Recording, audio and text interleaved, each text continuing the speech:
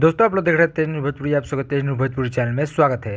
दोस्तों आप सबको बता दें कि भोजपुरी के ट्रेंडिंग स्टार हिट मशीन कहे जाने वाले खेसारी लाल यादव का कल एक बहुत ही ज़बरदस्त गाना रिलीज होने वाला है, जिस गाने का टाइटल है मटर के छेमी।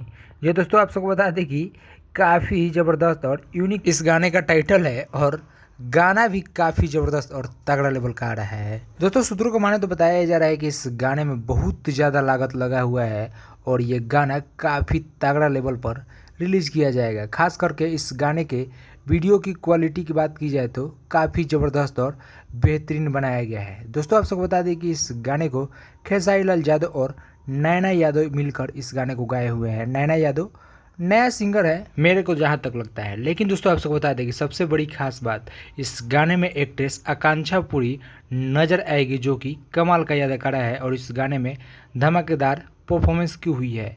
दोस्तों कल ये गाना वेस्ट भोजपुरी से रिलीज होने वाला है, तो बस वेट कीजिए, गाना कल आएगा और आप सबके बीच धमाल मचाएगा। तो चलिए मिलते हैं किसी और वीडियो में किसी और टॉपिक के साथ, तब तक ले जय हिंद जय भोजपुरी।